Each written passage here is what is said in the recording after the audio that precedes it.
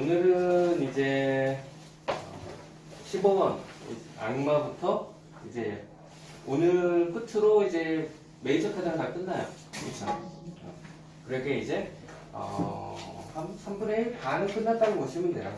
그래서 자 그러면 15번 악마부터 시작을 해볼게요.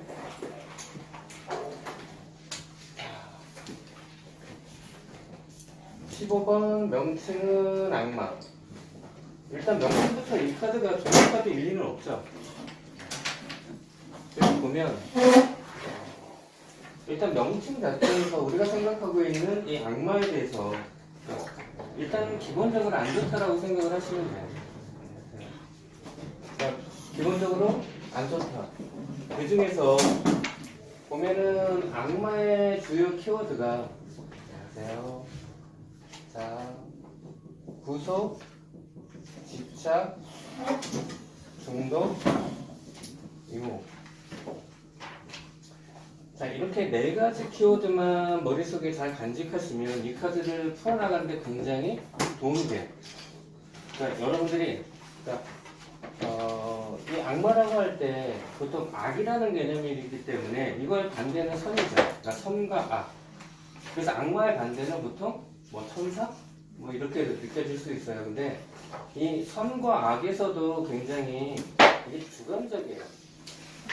그러니까 누구한테는 이 사람이 되게 선하지만 누구한테는 굉장히 악할 수 있는. 그러니까 어떤 마을에 모든 사람이 좋아하는 사람이 있고 착하다고 하는 사람이 있다고 한다면 그 사람은 정말로 좋은 사람일까? 착한 사람일까? 모든 사람이 그 마을에 주위에도 저 사람 정말 착해. 보통 이제 결혼하시면 우리 남편 나가면 다 착한 사람 생각하지만 집에 오면 어때요? 악마까지는 아니어도 좀 짜증이 나죠. 바깥에서는 선비인데 안에 들어와서도 선비면 아무것도 안 도와주고 그러니까 엄청나게 짜증이 나요. 그런 것처럼 이 악마, 즉 선과 악이라는 거는 굉장히 주관적인 거예요. 그래서 우리가 이제 종교적으로나 이럴 때 보면 천사 악마라고 하지만 쉽게 해서 뭐 최후의 심판이다 그래서 모든 사람들이 심판을 받아.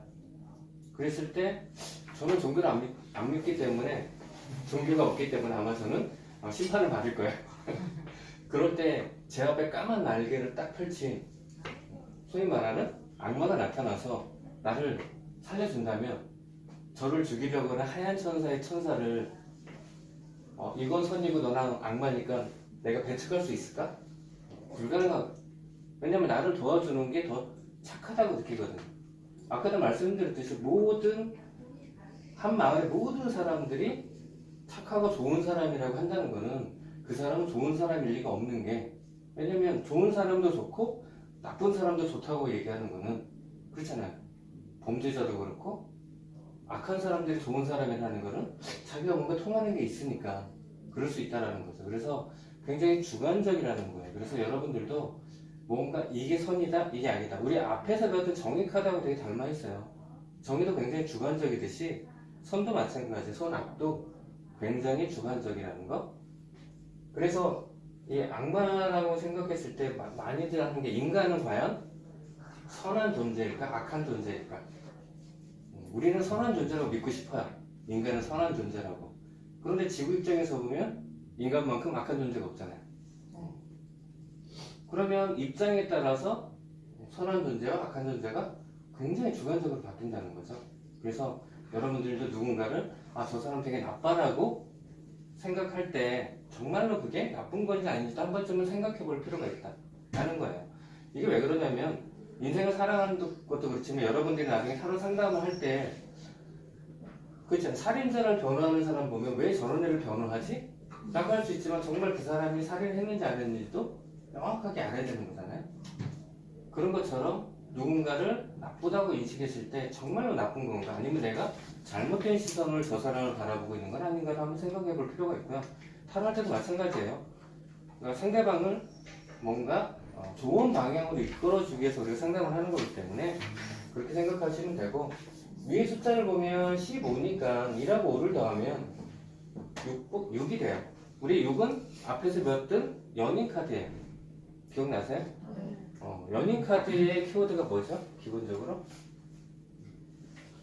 기억이 안 나죠?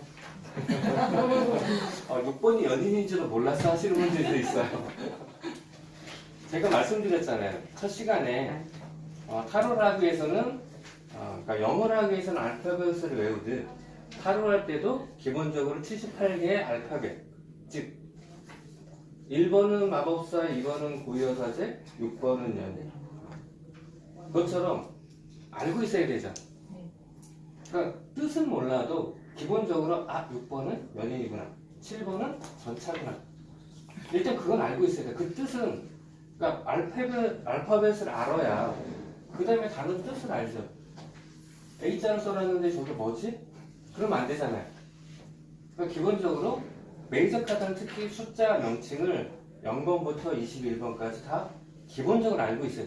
그 본 뜻은 잘 몰라도 일단 나중에 배우겠지만 우리 저번주에 배웠던 13번은 뭐죠? 죽음이에요. 일주일 만에 다 까먹었죠. 그러니까 기본적으로 알파벳은 알아야 영어를 하죠. 알파벳도 모르는 상태에서 영어를 한다는 거는 나는 왜 영어가 안 되지 하면 안 되잖아요. 까먹는 글자에 하얀 건 종이다 그러면 안 되잖아요. 그런 것처럼 일단 오늘은 메이저가 끝나기 때문에 기본적으로 0번부터 21번까지 22장은 숫자 명칭은 기본적으로 알고 있어야 돼요. 자, 그래서 6번은 연인 카드인데 연인 카드는 기본적으로 사랑, 연애, 아름다움 이런 키워드를 가지고 있어요. 그러니까 사랑이라는 키워드가 굉장히 커요. 이 사랑이라는 키워드에 이 네 가지 키워드를 붙이면 다 악마로 변해요. 다 사랑으로 구속을 시키고, 사랑에 집착하고, 사랑에 중독되고, 사랑에 유혹이 되면 다 악마로 변하죠. 나는 사랑하지만 상대방은 악마처럼 느끼는 거야. 그래서 여러분들도 한 번쯤은 생각을 해볼 필요가 있죠. 지금의 남편이나 아내는 이 중에 없을 수도 있어요. 전혀 무관심할 수도 있어. 자, 무관심이니까 그러면 아무렇지도 않다? 그게 아니에요. 이 유혹이라는 단어가, 자, 유혹의 끝은 뭐죠? 파국이 되거나 파멸이 되거나. 유혹에는 그런 묘한 뉘앙스가 있어요. 그래서 유혹당하면 안 돼 라고 생각을 하잖아요. 그 유혹이라는 거 그걸 하면 결과가 안 좋아를 다 알아요. 근데도 다 하죠. 네. 거기서 주는 소위 말해서 쾌락이라고 해야 되나? 그 즐거움을 잘못된 결과를 알지만 그게 너무 좋아. 그러니까 중독이 되거나 할 때 자꾸 굴러가는 거예요. 그러니까 참새가 방앗간을 못 지나가고 잡히고 죽을 수도 있지만 방앗간을 계속 가는 이유 중에 하나도 알면서도 가는 거예요. 그래서 굉장히 나쁘다고 하는 건데, 즉 그거는 뭐냐면 나는 내 안에 내가 사랑하는 사람을 어떻게 관심을 갖고 사랑을 해야 되는데 무관심해지면 어떻게 돼요? 다른 데 유혹에 빠지는 거죠. 또는 다른 데 유혹에 빠지면 정작 내가 할 거에 무관심하게 돼요. 그렇게 되면 소위 말해서 아이를 너무 집착해서 하는 것도 그렇지만 관심이 없이 방임하는 것도 범죄거든요. 그러니까 무관심하다는 것도 상대방한테 악마적으로 보일 수도 있다는 걸 한번 생각을 해야 돼요. 그래서 이 카드가 보여주는 이 네 가지 키워드는 우리 앞에서 배웠던 절제 카드에 넘치는 건 덜어내고 모자라는 걸 채우는 거. 즉 넘치면 어떻게 돼? 이렇게 되는 거고요. 모자라게 되면 다른 데 유혹에 빠지는 거예요. 그래서 내가 누구를 사랑한다? 그게 과연 넘치는지 모자라는지에 대해서도 한번 생각해 볼 필요가 있고요. 그래서 구조가 보시는 것처럼 연인 카드하고 구조가 너무 닮아 있어요. 연인 카드에는 천사가 있고 남녀가 있는데 여기는 악마가 있고 남녀가 존재를 해요. 구조가 똑같죠. 근데 다만 천사하고 악마만 바뀌어 있는데 이 악마가 얼굴이 염소머리예요. 그러니까 염소는 서양에서 욕망을 상징하는 가장 대표적인 동물이에요. 혹시 우리 전에 배웠던 4번 카드가 뭔지 아세요? 황제, 그렇죠? 그 황제의 의자에 보면은 사냥 머리로 되어 있는 문양이 있어요. 그 사냥도 욕망이라고 그랬어요. 근데 이 염소는 사냥보다 한 끗발 위에 더 강한 욕망. 그래서 보통 이게 오컬트 영화나 이런 거 보면 악마를 숭배할 때 보면 염소머리 갖다 놓거든요. 염소머리 아니면 사냥머리를 갖다 놓는데 기본적으로 염소머리를 갖다 놔요. 그래서 굉장히 강력한 욕망을 의미하기도 하고요. 좀 더 약간 성적인 욕망을 좀 강하게 대부를 해요. 그래서 이 악마 카드는 굉장히 성적인 욕망 이런 것들이 굉장히 강하게 나타나 있는 카드이기도 하고요. 자, 그 다음에 이제 남자를 보게 되면 우리 연인 카드의 남자 뒤에는 불꽃나무가 있었어요. 그 불꽃은 열정이라고 해서 열렬히 여인을 보면서 난 널 사랑해. 그쵸? 근데 여기는 불꽃 꼬리가 있어요. 즉, 그 불이 몸에 붙었어요. 그러니까 열정을 넘는 욕망이 되는 거예요. 그리고 여성의 뒤에는, 연인 카드 뒤에는 사과나무. 즉, 지혜를 갖고 있고 되게 똑똑했던 여성분이 지금은 꼬리가 뭐예요? 포도예요.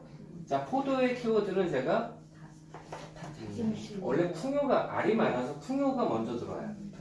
그 다음이 다산이고요. 그래서 풍요가 몸에 붙었잖아요. 그러니까 물질에 대한 욕망이에요. 자, 그런데 보통 포도는 위에서 아래로 이렇게 내는데 거꾸로 하늘을 향하고 있잖아요. 그러니까 그릇된 물질에 대한 욕망을 의미하겠죠. 만약에 다산이라는 키워드로 가져오면 그건 임신과 관련되어 있는데 그릇된 임신 이렇게 되는 거예요. 그러니까 굉장히 부정적인 의미로 사용이 되는 거죠. 그리고 악마도 그렇고 남녀도 그렇고 뿔이 나 있어요. 이 뿔은 욕망이 바깥으로 표출되고 있다는 걸 의미하기도 하고요. 자, 그 다음에 이렇게 쇠사슬로 목을 감싸고 있기 때문에 이거는 구속을 상징을 해요. 구속돼 있어. 근데 자세히 보시면 너무 헐겁지 않아요? 만약에 집에서 강아지를 키우시는 분, 강아지를 이렇게 묶어놓으면 어떻게 될까요? 다 빠져나가죠. 근데 여기서는 빠져나가지 않아요. 즉, 말로는 구속되어 있지만 실질적으로 뭐예요? 본인이 집착하고 중독되어 있는 거예요. 유혹돼 있어서 벗어나기가 싫어. 난 여기가 좋아. 라고 생각을 하는, 본인의 욕망 때문에 잘못될 줄 알면서도 자기는 벗어나기가 싫은 거죠. 그렇기 때문에 이 카드는 제가 볼 때 이 유혹이라는 단어, 즉 알면서 이걸 하면 안 되는데 알면서도. 그래서 보통 뭐 연애운은 그렇지만 뭐 이런 사업을 하는데 이런 장사를 하고 싶은데 이런 걸 하고 싶을 때 어때요 했을 때 만약 이 카드가 나오면 어때요? 안 좋은 쪽으로 가고 있죠. 당신은 그 일을 너무 중독돼 있는 거 아니야? 집착하고 있는 거 아니야? 아니면 거기에 너무 유혹돼 있는 거 아니야? 유혹돼 있다라면 결국에는 안 좋아지는데 라고 아무리 해서 그러면 안 하는 게 좋겠다라고 얘기를 해주지만 그 사람은 거기에 꽂혀 있어요. 주위에서 아무리 뜯어 말려도 그 사람은 어떻게 벌금을 저질러요. 그래서 안 좋다라는 카드. 그러니까 저는 타로 카드에서 거의 첫 번째로 안 좋은 의미로 많이 해석을 해요. 그런데 좋은 의미로 해석될 수 있는 건 뭐냐면 상대방을 유혹해야 되는 일을 하고 있어. 쉽게 말해서 유흥업을 하고 있거나 연예인이라고 하면 상대방을 나한테 유혹시키고 중독시켜야 되잖아요. 그런 어떠한 특별한 경우에는 굉장히 좋게 작용을 하는 거예요. 그래서 이 카드가 나오면 유혹이 되니까 되게 좋은데 아니면 내가 유혹 당하는 것도 어쩔 수 없어. 지금 알고서는 과하지 말아야 되는 거죠. 넘지 말아야 될 선을 넘으면 안 된다는 거예요. 그거를 어느 정도 자각을 하라는 거죠. 그래서 무조건 하지 말라기보다는 과하게 하지 마. 좀 그런 의미가 좀 강해요. 그래서 이거를 앞에 봤던 절제처럼 뭔가 중용 그거를 같이 하면 훨씬 더 잘 될 수 있죠. 왜? 좋아하니까. 그게 과한 게 문제인 거지. 좋아하잖아요. 근데 그게 너무 과하지만 않게 한다면 좋게 갈 수도 있다는 거예요. 자, 그 다음에는 자 16번 탑. 자, 명칭은 탑이에요. 이 탑이라고 했을 때 동양과 서양에서는 이 탑이라는 뉘앙스가 달라요. 우리는 탑 그러면 기본적으로 다보탑, 석가탑 이렇게 절에 가면 있는 탑 거기서 뭐예요? 기도하고 불공 드리고 소원을 빌고 그러잖아요. 공든 탑이라고 생각을 하잖아요. 굉장히 좋은 걸로 기억을 해요. 근데 서양에서는 탑은 뭐냐면 여러분들 동화나 이런 데 보면 숲속에 잠자는 공주는 어디에 갇혀 있어요? 탑에 갇혀 있죠. 그 애니메이션 라푼젤 어디 갇혀 있어요? 탑에 갇혀 있어요. 즉 서행에서 탑이라는 타워라는 의미는 감옥의 의미가 굉장히 커요. 그러면 사람들은 왜 감옥을 탑처럼 지었을까? 그거는 주위의 모든 사람들이 감시하라는 의미예요. 그래서 탑의 의미가 서양에서는 굉장히 안 좋은 의미로 다가와요. 또는 어떤 전쟁이나 국경에서의 감시탑, 높은 곳에서 보고, 그러니까 여러분들 그 반지의장 보면 두 개의 타워 있잖아요. 그런 것처럼 굉장히 안 좋은 의미로 사용을 해요. 그러니까 사람이 정상적으로 살 수 없는 공간인 거죠. 실질적으로. 그러니까 거기서 살아 그러면 살 수가 없는 거죠. 그리고 갇혀 있는 거잖아요. 내가 거기서 벗어나고 싶어? 못 벗어나요. 그러니까 기본적으로 굉장히 벗어나기 힘들다. 이런 의미가 있고요. 그래서 이 카드가 탑 카드가 경고를 나타내는데 왜 경고냐면 그림에서 이렇게 번개를 맞는 모습 때문에 좀 더 경고 카드예요. 그러니까 쉽게 얘기해서 길 가다가 벼락 맞는 일. 그러니까 벼락이 예고하고 나 벼락 때릴 거야 하지 않잖아요. 그러니까 전혀 예측하지 못하고 예기치 못한 어떠한 사건, 사고 이런 것들을 의미해요. 그럼 어떤 사건, 사고냐? 여러분들이 생각하고 있는 안 좋은 것도 다 떠오르시면 돼요. 그만큼 안 좋은 카드예요. 그래서 타로를 하시는 모든 분들이 제일 안 좋은 카드로 손에 꼽으 하면 거의 첫 번째로 꼽는 카드가 이 카드예요. 그 정도는 안 좋아요. 근데 저는 이 카드보다 악마 카드를 더 안 좋게 생각하긴 하지만 자 그래서 그 중에서 한 가지만 제외하고 죽음만은 좀 빼는 게 좋아요. 왜 죽음을 빼라고 하냐면 자 번개가 때려서 남녀가 이렇게 밑으로 추락을 하고 있는데 자 탑에는 불이 났지만 주위에 이렇게 불꽃이 흩날려요. 이 하늘에 불꽃이 흩날리는 거는 기본적으로 요오드라고 해서 신의 은총이라고 해요. 그러니까 신의 은총이라고 한다는 것은 보호를 받는 거죠. 신의. 그래서 기본적으로는 떨어지더라도 죽지는 않을 거야. 이런 뉘앙스가 좀 있어요. 그러니까 죽음이라는 키워드는 빼고 그러면 어떤 일? 그러니까 갑자기 벼락 맞는 일. 제일 아픈 게 뭐예요? 밥줄 끊는 거죠. 자, 그 다음에는 사랑하는 사람과의 이별. 그 다음에 금전적으로 뭐 파산. 이런 것들이 가장 데미지가 커요.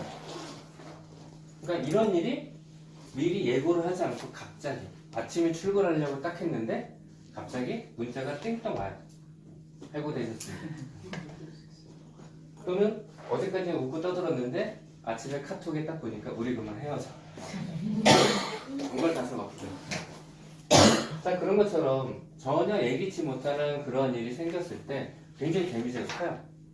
자 그런데 그걸 그대로 받아들이기보다는 이 탑의 특성 중에 하나가 자, 이 탑은 아까도 말했듯이 감옥의 역할을 해요. 갇혀 있는 거예요. 내가 아무리 발버둥 쳐도 벗어날 수가 없어. 그런데 어느 날 번개가 쳐서 벽에 무너졌어. 그럼 여러분들은 어떨까요? 무서워. 나는 이 안에 가만히 있을 거야. 할까요? 다 도망가서. 그러다 잡히면 어떻게 돼요? 가중처벌 받거나 죽어요. 근데 이 탑 안에 계속 있으면 어떻게 될까요?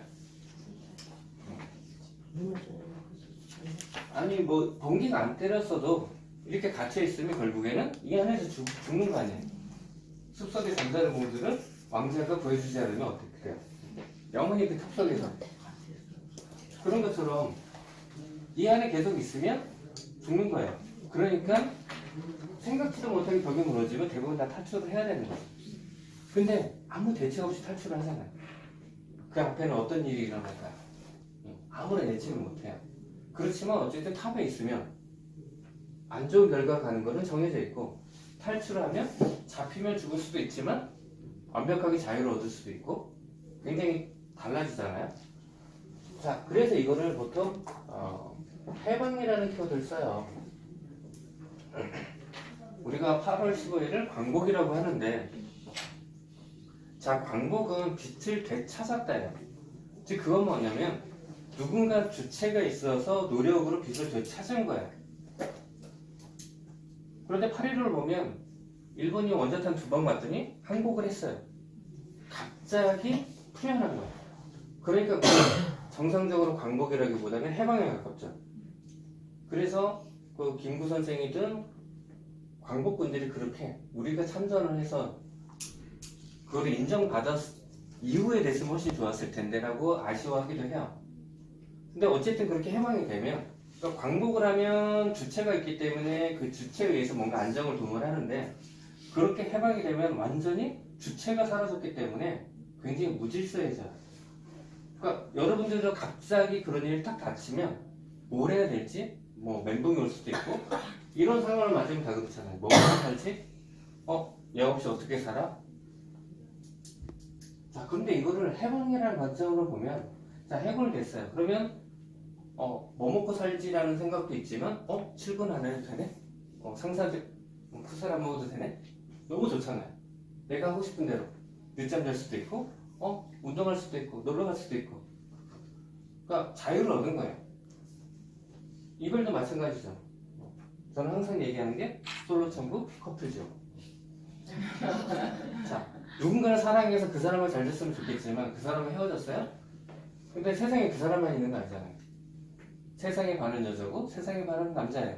무한한 바다가 열렸어. 얼마나 좋아요. 근데 그거를 왜 죽을 것 같이 아파하냐 이거죠. 무한한 가능성. 너보다 잘난 사람, 너보다 돈 많은 사람을 만날 거야. 너보다 잘생기고 매너 있고 무한한 가능성이 열렸어요. 어떻게 보면 아파할 이유도 없을 수도 있죠. 파산도 마찬가지예요. 파산 전에 어때요? 맨날 돈 갚으려고 난리가 나죠. 파산이 되면 어떻게 돼요? 빚으로부터 완전히 해방. 그거를 나쁘게 생각할 이유는 없는 거죠. 그러니까 새로운 가능성이 열려서 그게 좋은 길인지 나쁜 건지는 모르지만 내가 해보고 싶은 거를 마음대로 할 수 있는 새로운 기회를 맞이하라는 거죠. 그러니까 직접 이걸 앞에서 상담하는 담당자는 그러니까 질문자는 너무나 마음이 아프겠죠. 그러니까 너 마음 아프겠어. 어떡해. 힘내. 뭘 어떻게 힘내라고요? 그게 아니라 동전의 양면처럼 뒤집으면 완전히 자유를 얻었다라고 생각을 한다면 본인이 정말 하고 싶었던 걸 하게끔 얘기해 줄 수 있다는 거죠. 근데 상대방은 아프기 때문에 잘 들어오지도 않아요.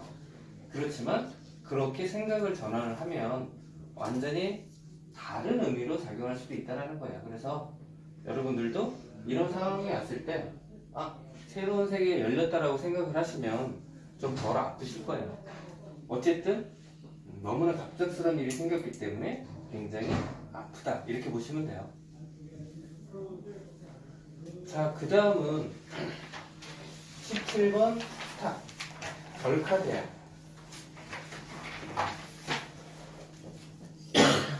자, 17번 별카드. 자, 별이라는 의미는 자, 별은 밤에만 보이죠. 낮에는 가끔 새별이 보이긴 하지만 낮에는 안 보여요. 낮에 별이 보이면 이상한 거죠. 밤에만 보여요. 그러니까 타로 카드는 낮은 환경이 좋다. 왜? 태양이 떠 있으니까. 밤은 태양이 없기 때문에 어둡고 힘들다의 의미가 있어요. 즉 그렇게 어둡고 힘든 상황에서 반짝이는 별은 어두운 방 안의 촛불처럼 희망이에요. 희망 되게 좋은 말이잖아요. 그러니까 너무나 좋은 말이에요. 그래서 이 카드가 나오면 되게 희망적이에요. 연애할 수 있을까요? 희망적이에요. 자, 우리 아들이 이번에 수능을 봤는데 대학교 인서울 갈 수 있을까요? 담임이 희망적이에요. 그렇다면 그 아이는 인서울 할 수 있을까요? 할 수도 있고 못 할 수도 있고가 아니라 기본적으로 불가능해요. 불가능한데 처음에 한두 군데 운 좋게 희망은 있어야지. 갈 수 있으면 걱정하지 말아요. 갈 수 있어요 라고 얘기해야지 희망적이라고 하지 않아요. 우리 축구 볼 때 월드컵에서도 그랬잖아요. 독일을 2골차 이상을 이기면 16갈 희망이 있어. 이겼는데도 떨어졌잖아요. 기본적으로는 그 당시에 2패를 했기 때문에 불가능한 거예요. 그렇지만 경우의 수에서 이런 아주 엄청난 확률로 그런 기회가 있을 수 있어. 근데 그걸 잡았는데도 결국에 떨어졌어요. 그러니까 기본적으로 희망적이라는 거는 지금 상황에서는 불가능해요. 그러면 그 절망을 해야 되느냐? 그건 아니죠. 그 희망이라는 것 때문에 사람을 살아가는 거예요.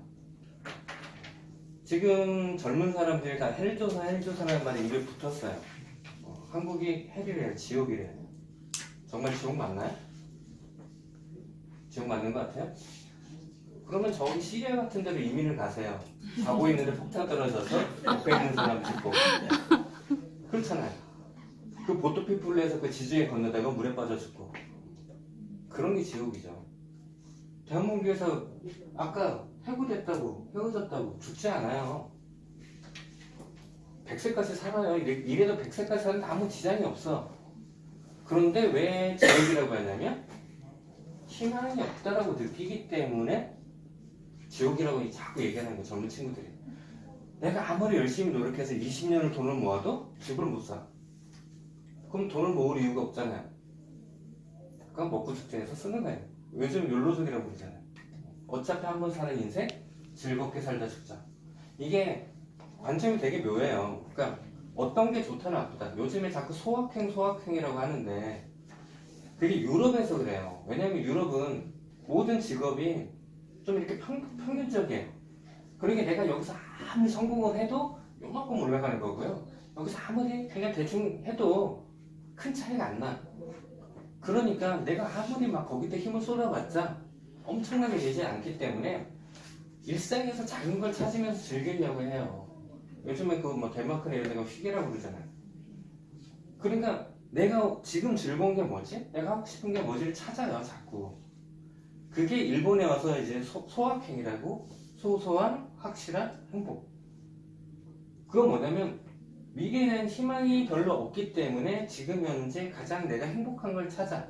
그러니까 오늘 하루를 행복해. 지금 현재를 계속 행복하게 살면 어떻게 돼요? 매일매일 행복하잖아요. 그럼 내 일생은 영원히 행복한 삶을 사는 거고요. 미래를 담보해서 지금 고통스럽고 힘들고 이렇게 참아내서 미래의 가치를 투자하면 매일매일 인내하고 힘들고 고생하고 불행하다고 느껴져요. 자, 어떤 삶이 더 좋냐? 그건 모르는 거죠. 왜요? 유럽 같은 경우에는 아무리 나이를 먹어도 국가에서 다 책임을 져줘요.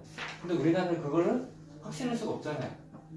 그러니까 지금 현재 행복하게 사는 때도 항상 그 불안감을 몸에 갖고 있는 거예요. 그러니까 행복해질 수가 없는 거죠. 아무리 지금 현재 행복하게 살려고 해도 미래만 생각하면 아무래. 그럼 행복해질 수가 없는 거죠. 근데 지금 힘들어도 그 사람들은 너무 힘들고 그래도 미래만 생각하고 그래 내가 저때 그 되면 이렇게 될 거야. 행복해져요. 그 누가 좋고 나쁘다고 할 수가 없는 거죠. 가치를 어디다 두느냐. 그래서 여러분들도 한 번쯤은 생각해 볼 필요가 있고 젊은 친구한테 소확행을 자꾸 요구하는 거 그것도 좀 문제가 있고요. 야, 그렇게 한번 쓰지 말고 모아서 집 사. 집 못 사거든요.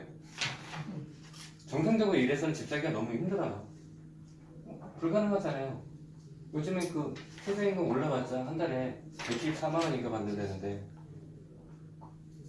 그 하나도 안 쓰고 모아봤자 1년에 2천만 원 모아요. 20년을 모아도 4억밖에 안 돼요. 그 아파트 어떻게 살아? 못 사요. 불가능하잖아요. 그러니까 그걸 어떤 식으로 그걸 스스로 해야 되는 부분들이 있고 어제 보니까는 그 요즘에 20대가 이렇게 입사하자마자 1년 안에 그만두는 비율이 엄청나게 높대요. 거의 4분의 1, 4명 중에 1명이 그만둔대요. 그러면 그 친구들은 왜 그만둘까? 남들은 회사에 들어가려고 그렇게 길을 쓰고 하는데 왜 그 친구들은 1년 만에 그만둘까? 그게 되게 어떤 사회 문제이기도 하고 들어보면서 좀 그런 생각이 여러 가지 해요. 왜냐면 회사에 들어가면 우리나라에서는 아직까지도 어떤 조직 이런 문화가 있어요. 그리고 입시할 때 보면 주입식이잖아요. 스카이를 가야 돼. 그게 최고야. 그렇게 들어갔는데 회사 사회에 나온 뭐예요? 창의성 있는 인재가 필요해. 완전히 모순되는 거죠. 거기다가 그러면 창의성을 발휘하려고 했는데 조직이 수능해야 되는 논리가 있어요. 회식을 해야 되는데 요즘은 되게 자율적으로 많이 하지만 그래서 저는 회식에 빠질게요. 약속이 있어서 그러면 어때요? 말로는 아무렇지도 않게 얘기를 하지만 좋게 보지는 않아. 그렇잖아요. 그러니까 무언가 그런 문화나 이런 것들, 그리고 어떻게 보면 기존 세대들이 젊은 세대들한테 좀 함부하는 경향들이 좀 있어요. 내가 경험이 있고 그냥 따라와. 너 생각하지 말고 따라와. 그러면서 요구하는 거는 창의성을 요구해. 생각하지 말라고. 조직에 들어가면 넌 생각하지 마. 그러면서 말로는 창의성을 요구해. 이거 완전 이유를 배우면, 그러니까 그 조직문에 적응하지 못하고 자기 자아를 찾아서 떠나는 친구도 있고, 그게 너무 싫어 그냥. 그런 친구도 있고 되게 다양하지만 어쨌든 이 희망이라는 거, 역설적으로 희망이라는 거는 현재 너무 힘들어요. 그러니까 희망이 필요한 거죠. 지금 너무 내 통장에 막 몇천억이 있고 아이는 막 건강하고 공부도 너무 잘해. 희망이, 이 단어가 필요가 없어요. 그렇잖아요. 내가 너무 지금 행복한데 뭐가 희망이 필요해? 내가 너무 힘들기 때문에 살아가는 이유가 희망 때문에. 자, 그래서 17도 마찬가지. 1하고 7을 더하면 8번 힘카드예요. 힘카드는 기본적으로 참다, 인내하다, 외부에부터 어떤 억압이나 고통을 이겨낸 그런 강함, 이런 의미를 포함하고 있다고 그랬어요. 그러니까 기본적으로 지금 현재 내가 고통받고 힘들어. 그래서 별이 오각별이 아니고 팔각별이에요. 그리고 별빛이 굉장히 가시처럼 날카롭죠. 그러니까 고통스럽다는 거. 그러니까 기본적으로 밤이잖아요. 좋은 환경이 아니야. 그래서 그러면 희망인데 희망을 가져. 아무리 봐도 희망이 없는데 희망을 자꾸 가지래. 제가 제일 싫어하는 말 2가지 있다고 그랬잖아요. 하면 된다, 열심히 해라. 해도 안 되던데 열심히 하니까 더 안 되더라. 많이 경험했을 거야.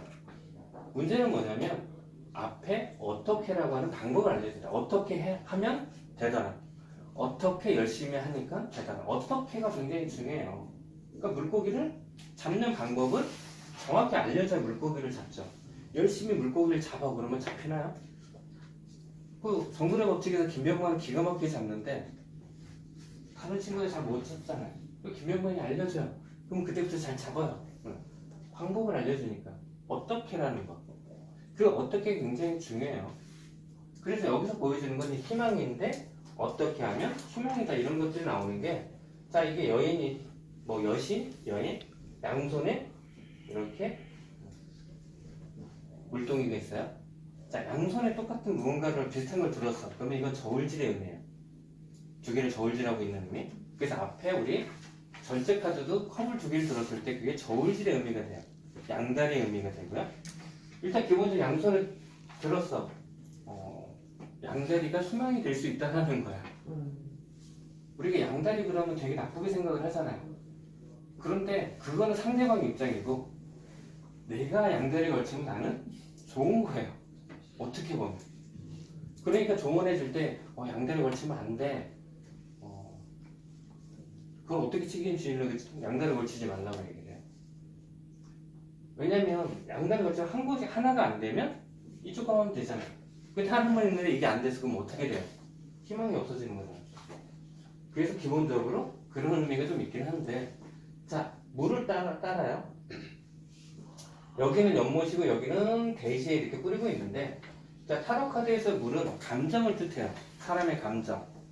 즉, 감정이라는 거는, 자, 연못에 물을 뿌린다, 대지에 뿌린다, 연못에 더 많이 뿌리고 있죠. 즉, 감정이 모이는 곳. 즉, 사람한테 투자를 좀 더 많이 하라는 의미예요. 그 다음에 대지는, 이건 물질을 상징을 해요. 그러니까 내 감정을 사람한테만 투자하는 게 아니라 물질한테도 투자하라는 의미가 있는 거예요. 즉, 사람한테만 몰빵해서 난 너밖에 없어, 그런데 걔가 우리 그만 만나. 그러면 어떻게 돼요? 멘붕 오잖아요. 저는 그런 말을 해요. 그러니까 결혼한 후에 양다리를 걸치는 건 좀 문제가 되겠지만, 결혼 전에는 양다리가 아니라 문어발식으로 만나라고 얘기를 해요. 남자든 여자든.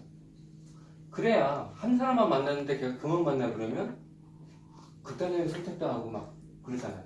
근데 문어발이야. 우리 그만 만나 그러면 어떻게? 잘가 행복하게 잘가 이래요. 아무 문제가 없잖아요. 그리고 여러 사람을 만나서 다양한 사람들이 존재하는 걸 알아야 결혼하는 게 행복해요. 그러니까 서양에서는 동거를 그렇게 오래 해도 결혼을 안 하는 경우가 굉장히 많아요. 왜? 결혼하면 법적으로 완벽하게 거기서는, 그러니까 거기는 성을 공유하잖아. 남녀가 성을 공유를 해요. 패밀리라고 해서.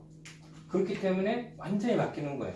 근데 그전에는 최대한 알아보는 거죠. 그래서 막 10년 동거하고 아이도 서너진데 그때 결혼하는 사람들도 굉장히 많아요. 그리고 우리나라는 특히 문제가 뭐냐면 둘이 너무 좋아해. 결혼하면 둘만 사면 안 그렇잖아요. 시어머니, 시아버지, 장인, 장모 갑자기 두 배는 늘어. 할 일이 두 배로 늘어나잖아요.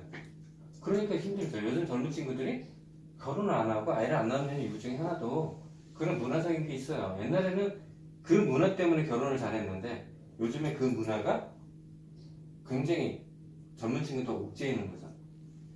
그래서 여기는 뭐냐면 분산 투자예요. 몰빵하지 마. 그러니까 금전도 부동산, 뭐 주식, 예금 분산을 하라는 거고요.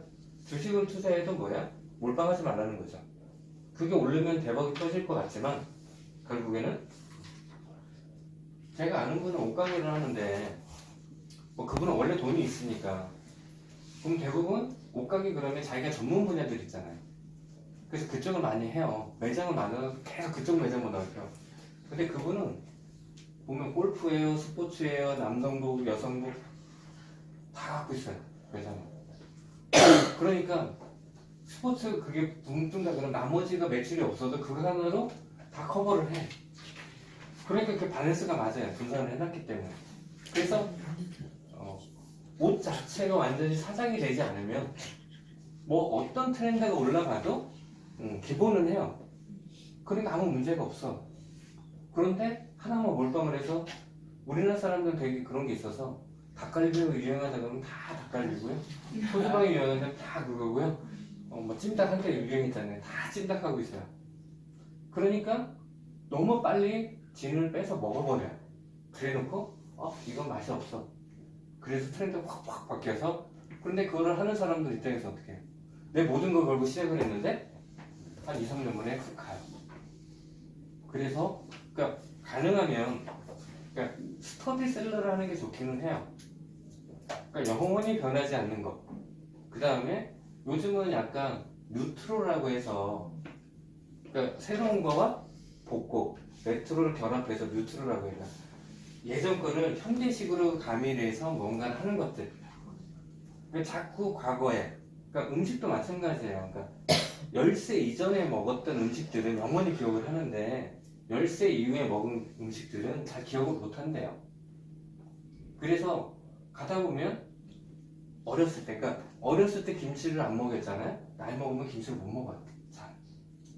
그런 것처럼 뭔가 자꾸 과거에 대한 회귀 이런 것들이 많이 있기 때문에 자, 그래서 몰빵하지 말아라. 두 번째는 더 중요한 건 이 뒤에 보면 나무에 새 한 마리가 이렇게 보고 있어요. 이게 굉장히 중요해요. 여러분들 잘 알 수도 있겠는데 이거는 나를 관심 있게 보고 있는 사람이에요.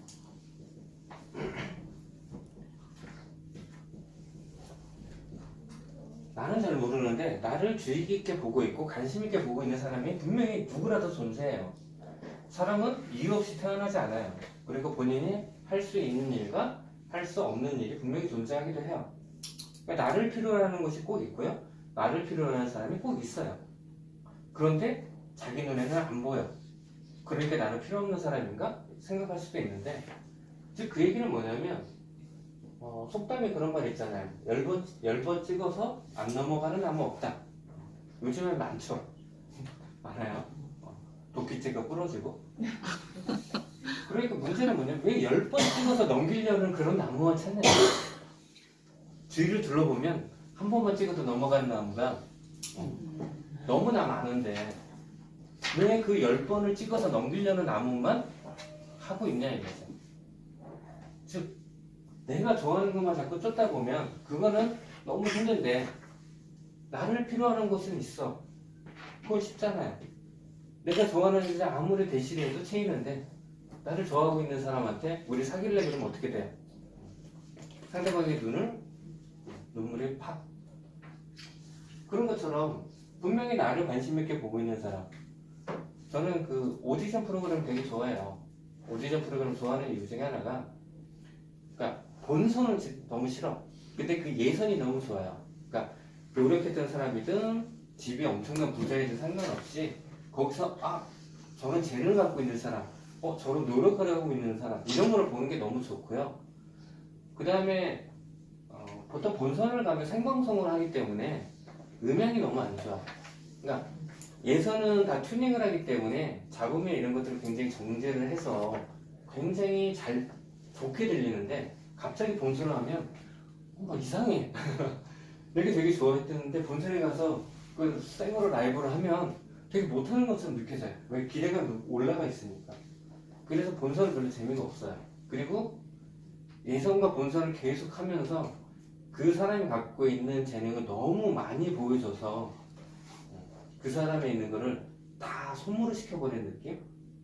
그래서 보통의 요즘에 오디션 프로에서 1등한 친구보다 예선전에서 뭔가 이슈 바람을 했던 친구들이 나중에 정식 데뷔를 했을 때 더 큰 인기를 끄는 경우가 굉장히 많아요.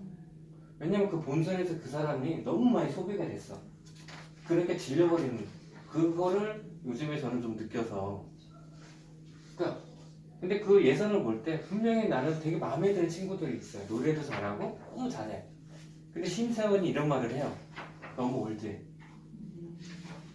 그 다음에 두 번째 하는 말이 성장 가능성이 없어. 완성형이야. 아니, 오디션이면 노래 잘하는 사람 뽑아야 되는 거 아니에요? 근데 노래를 잘하는데 성장 가능성이 없대. 그럼 유치원생 갖다 놓고 해야죠. 아니, 올림픽인데 1등한 사람 말고 저기서 너 작년보다 지금 실력이 엄청나게 늘었어. 너 성장 가능했어. 너한테 상 줄게. 의미가 없잖아요. 그러니까 그 얘기는 뭐냐면, 난 너 싫어해요. 그냥 난 네 스타일 싫어. 내가 좋아하는 스타일은 이런 거야. 네가 아무리 잘해도 네 스타일은 나하고 안 맞아. 즉 심사위원, 그러니까 오디션에 나와서 내가 합격하기 위해서는 내가 잘한다는 게 중요한 게 아니고요, 그 심사위원의 코드와 맞출 필요가 있는 거예요. 그래야 희망이 생기는 거지. 나는 심사위원은 상관없이 내 스타일을 할래. 뽑히겠어요? 즉 그래서 순수 어떤 예술과 대중 예술의 괴리가 생기는 거예요. 그러니까 인디 그룹과 이런 대중 가수의, 거기서도 왜 인디는 자기가 하고 싶은 거 막 해요. 근데 대중 가수는 자기가 하고 싶은 거 해도 대중한테 사랑받을 수 있는 거를 생각을 하면서 해야 되는 거죠. 왜?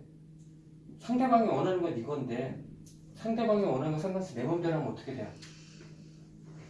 그냥 니대로 살아. 그러면 굉장히 매니아적으로 변해. 그럼 인디처럼 되는 거예요. 즉 나를 관심 있게 보는 사람을 찾아서 정확하게 타겟팅을 하라는 거죠.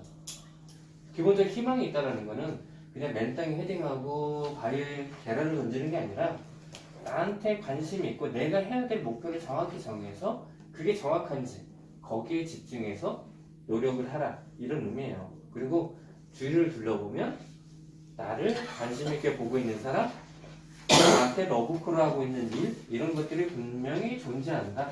그게 별카드가 주는 의미예요. 자, 그 다음에 18번은 달카드예요.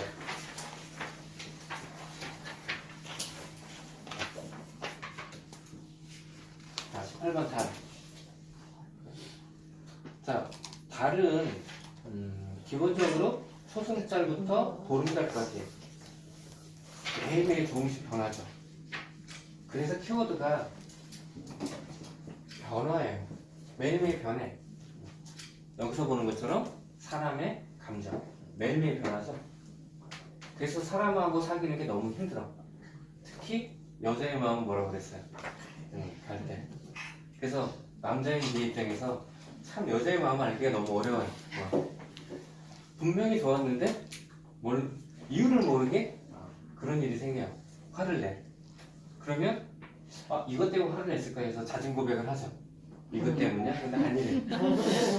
그럼 이것 때문이야? 그것도 아니래. 그래서 그래도 화가 안 풀려. 그러면 무조건 잘못했어 라고 얘기를 해요. 뭘 잘못했는데 알아야지. 정확히 이유를 얘기를 해줘. 얘기를 해. 그래서 우여곡절 끝에 그 원인을 얘기를 해줘요. 근데 아무리 들어봐도 그건 화내는 일이 아닌데 왜 화내지? 이유를 모르겠어. 그래서 야 그건 화낼 일이 아니잖아. 그러니까 거기에도 여자들은 뭔가 숨겨놓은 게 뭐냐면 그 일로 화내는 게 아니에요. 기존에 쌓였던 게 그게 폭발한 거지. 그걸 계기로 폭발한 거니까 근본적인 원인은 정확히는 완전히 다른 곳에 있을 수도 있는 거예요. 그것들이 쌓이다가 뭔가를 계기로 폭발을 했는데 이거 가지고 그렇게 왜 이렇게 화를 내? 그러니까 어떻게 보면 여성분들은 남자를 되게 단순 무식하다고 생각을 하잖아요. 단순해. 어떻게 보면. 그리고 여성에 비해서 그러니까 남자들은 굉장히 겉으로 보여지는 소위 말해서 체면이라고 해야 되나? 이런 것들을 굉장히 중시하는 경향이 있어요. 여성분들은 굉장히 감정에 충실하려고 하고 그게 괴리가 생겨서 싸움이 생겨요. 그러니까 남자는 바깥에 나가면 굉장히 이성적인 사람으로 보여주고 싶어 해요. 그러니까 어떤 상황이 생기면 내 여자친구나 내 아내를 편들어주면 팔불출로 보이는 것 같아. 그러니까 자꾸 남의 편을 들어서 남편이 되는 거잖아요. 그러면 공정해지는 것 같은 느낌이 들어. 많은 남성분들이 그렇게 생각을 해요. 그래서 결혼 전에는 애인이니까 잘 보이려고 막 편을 잡고 들다가 잡은 물고기로 생각하는 순간부터는 자꾸 남의 편을 들려고 해요. 자기는 중립을 지키려고 하는 성향이 굉장히 많이 나타나는 것처럼 저의 주관적인 생각일 수도 있는데 그게 성향이 좀 그런 것 같아요. 왜냐면 인정받고 싶어 하는 거. 그러니까 여성분들은 내 남편, 내 남자한테만 인정을 받으면 일단은 만족을 해 라고 생각할 수도 있는데 그것도 제 편견일 수도 있겠지만 남자들은 많은 사람한테 인정받고 싶어 하는 그런 게 좀 있어요. 이게 항상 제가 하지만 어떤 그러니까 사람의 관점에서 심리를 분석하지만 그 근본적인 원인은 뭐냐면 동물의 관점에 본능이라는 게 있어요. 그러니까 본능에서 보면 그런 말 있잖아요. 일부 일처제. 일부 일처제는 그러니까 어떻게 보면 여성을 위해서다, 남성을 위해서다. 여성을 위해서 일부 일처제가 한다, 막 이런 얘기 하잖아요. 근데 근본적으로 일부 일처제는 남성을 위해서 존재하는 거예요. 왜냐면 동물의 세계에서 보잖아요. 그러면 태어난 그러니까 수컷을 10%만 짝을 만나고요. 나머지 90%는 짝이 없이 그냥 생을 반감해요. 왜? 힘센 놈이 모든 암컷을 차지하기 때문에. 그러니까 그 일부 일처제는 남성을 위해서 존재하는 그런 가부장적인 제도예요. 근본적으로 보면, 어떻게 보면. 자, 그래서 이런 변화, 그러니까 매일매일 변하잖아요. 그러니까 이렇게 변하는 거를 보게 되면 우리가 어떤 일을 할 때 이게 하얀색이어야 되는데 어느 날 보니까 빨간색으로 변해 있고 그 다음날 검은색으로 변해 있고 그러면 이거를 어떻게 써야 될지 어떻게 해야 될지를 감을 못 잡죠. 즉 항상 변하지 않는 거를 어떻게 보면 뭔가 확실성, 그렇죠? 근데 이렇게 변하는 거를 우리가 보통 모호성이라고 하는데 여러분들이 항상 고민하는 게 이것 때문에 그래요. 여기다 투자해서 돈이 확실히 돼. 그럼 그거 투자 안 할 사람이 어디 있어요? 근데 모호하잖아요. 정말 될까? 실패하면 어떡하지? 여기다 투자하면 다 망해. 확실해. 그럼 안 하잖아요. 이 남자랑 결혼하면 난 행복하게 살 거야 하니까 결혼하셨잖아요. 이 남자랑 살아서 결혼하면 나는 불행해질 거야. 그런 모호성 때문에 프로포즈 우리 결혼해 그랬을 때 얘랑 결혼해도 괜찮을까? 근데 이제 콩깍지를 딱 씌우면 너무 고마워 이렇게 되는 거죠. 그러니까 이 모호성 때문에 그러니까 우리가 타로를 공부하는 것도 타로를 상담하는 것도 상대방은 이게 굉장히 큰 거죠. 확실하면 굳이 상담할 필요가 없어요.